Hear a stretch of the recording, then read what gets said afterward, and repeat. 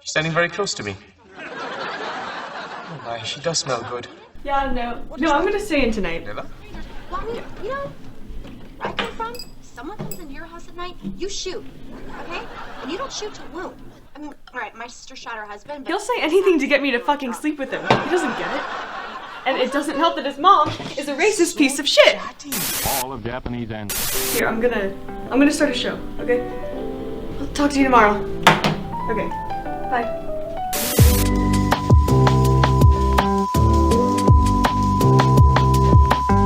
Hello, Asian America. If you are just tuning in, my name is Trishi Keita, and you are watching Channel Yellow. Today's program contains new shows, PSAs, and current events for Asian Americans. In past history, Asians and their struggles have received a blind eye from American society. Our program aims to bring awareness to everyone of the knowns and unknowns of the hardships of the Asian American community. So we hope you enjoy Channel Yellow. Please enjoy the viewing.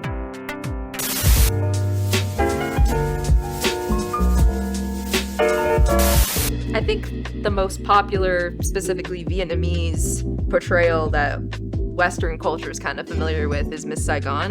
It wasn't created for us, unless you're going specifically production from that country for the people of that country, because everything made in Hollywood is marketed to the white people, because that's how you bring in people to the box office. People think like, oh, that's representation, you know, it's roles for Asian people, but it's not accurate. Action.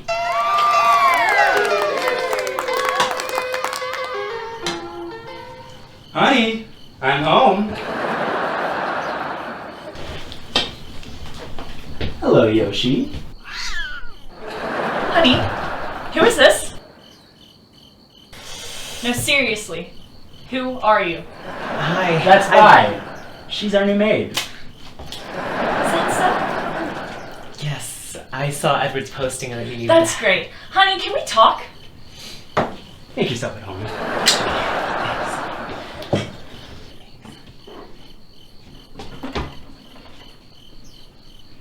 We talked about this. We talked about having help around the house. She can share all your chores. I'm sure she's a fantastic cook, cleaner, duster, ironer, whatever you women do. Also, look at her. She's fucking hot. And you're gonna sleep with that infestation and give her my work. Come on, honey. If I get lonely, I might get those papers. I will leave you and the kids. We should have never shown you those K-dramas. She looks exactly like Hyung Jong. How clean are you? I'm a student, so I've been cleaning on the side, but I've been No, trying I to... don't think you understand me. Are there any medical conditions that we should know about? You know, you both aren't really that quiet.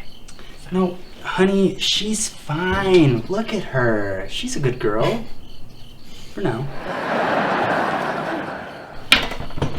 Yeah, but I'll eat your fucking cat, asshole. And I'll cut off your dick and fuck your wife in front of you instead.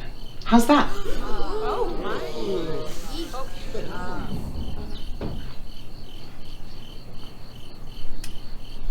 Okay, are we done here? Got your fucking take? God, 10 years in the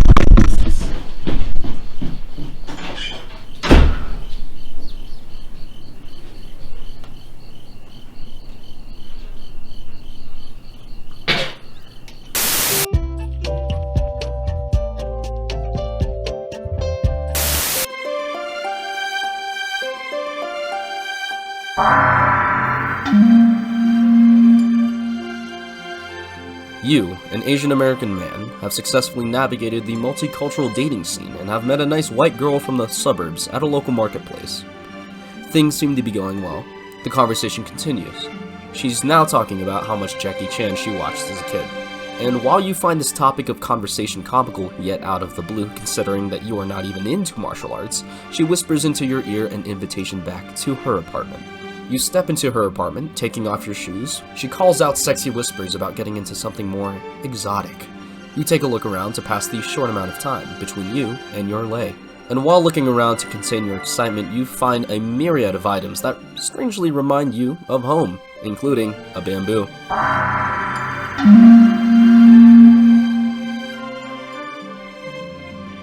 Thankfully, Shin comes back, and as you are about to make love to this nice woman you've met just 2 weeks ago, she blushes and admits that she's never been with an Asian guy. She begins to reaffirm you that the first time always sucks and that size does not matter. However, she quickly tries to recover, saying bullshit like it was something she saw on TV and that she grew up around white people and she doesn't know any better. In your stunned state, you begin to dress and leave. And it is during your walk back to your Honda Accord that you are unfortunately reminded of the biggest stereotype of Asian men: portrayed sexual incompetence in mass American media.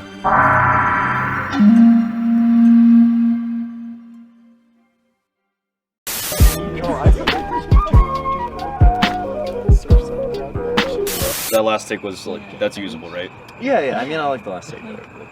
Okay, I mean, if we can use it, we can use it, so Yeah, that's fine. Do you have time to go over dailies right now? Or? No, I'm actually meeting up with some friends to go to a concert, so yeah, I'll do it tomorrow though. K-pop concert? Good. They're a Japanese artist? It's a fucking asshole. See you guys tomorrow.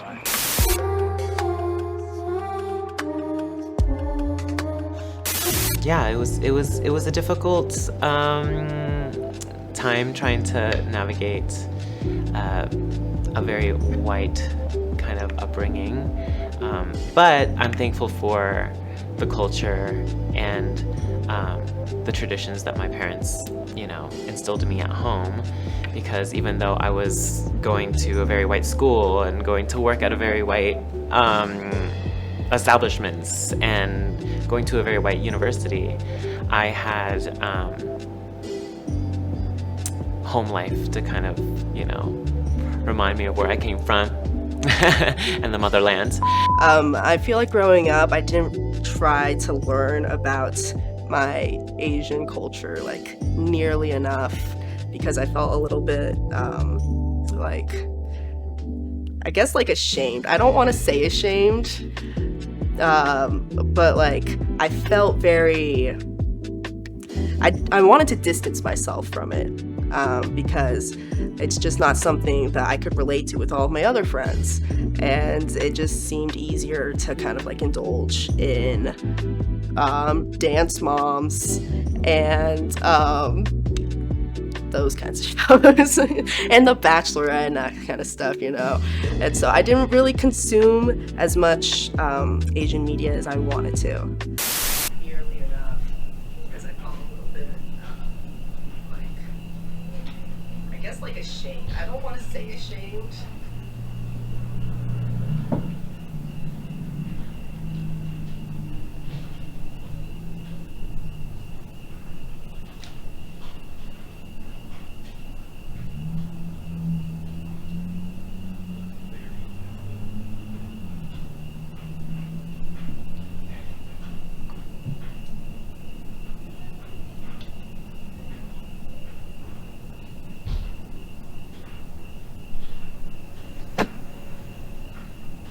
Dude.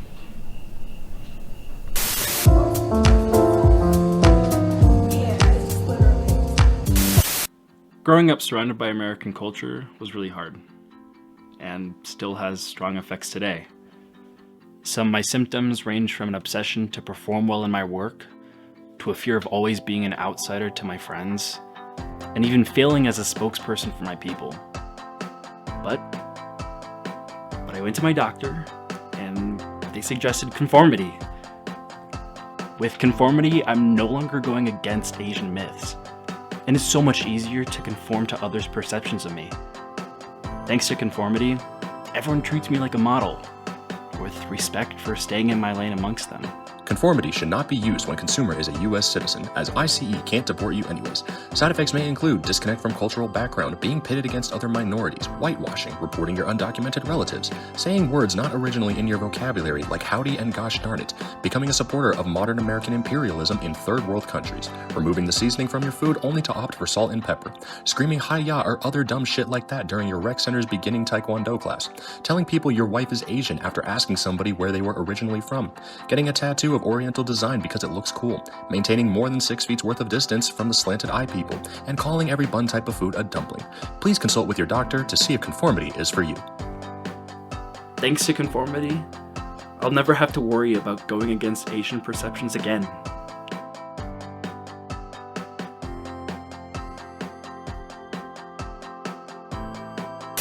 Goes to your bay, and that's no more pain to all the animals. Ha, what do you say?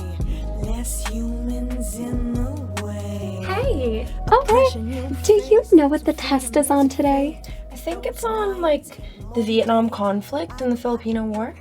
I thought it was. Ooh. God, sorry. I thought it was on the Vietnam War. It's okay. We'll just find out in class. Let's go.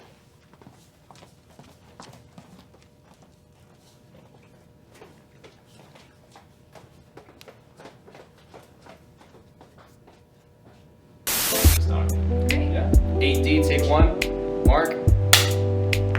The worst one, I think this one was one that everybody saw, was the old lady who, I think she was coming out of church or something. She was an Asian old lady, and she got attacked by this guy. She's like, I don't know, 67.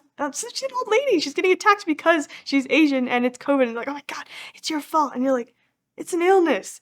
It doesn't choose a race or anything. Like, it's a virus. Doesn't matter where you're from. Stuff like that. And people are like, it's a Chinese flu or Chinese virus. I'm like, okay, who cares where it started? It's here.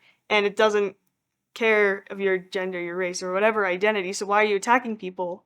Because you think that they're the ones that are carrying it or something. For me, the worst thing was probably seeing the elderly Asian people get hurt, because I could see my grandparents getting hurt like that, because like they're clearly very Asian presenting. They have thick accents. And I could just like, it horrified me to think about anything happening to them. So that was the worst for me, because that's how I related it to my life.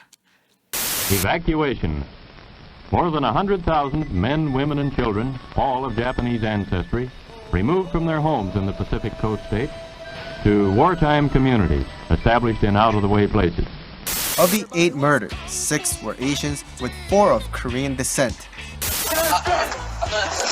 fucking understand? You fucking 20 people? China lady. China lady. We don't, you know what? You give the people a bad name here. I mean, this is such a sad story, a horrible story, but it's part of a much bigger story we've been told for the past couple of weeks, that these very real attacks against Asian Americans are somehow a product of white supremacy. Pleased to introduce myself. Sakini by name, interpreter by profession. But this is how the 54-year-old tried to say goodnight. The 13-year-old girl told the court it was much more than his unwanted kiss. As she cowered under him, he squeezed her left breast twice. So, Hey! How's your project going? oh, it's going good. It's just a lot more scenes than I thought we'd have to shoot, but that's what I do. How's your day? Good. I've just been binging this show all day. Pretty good. Yeah, what's it about? Everything. Hey.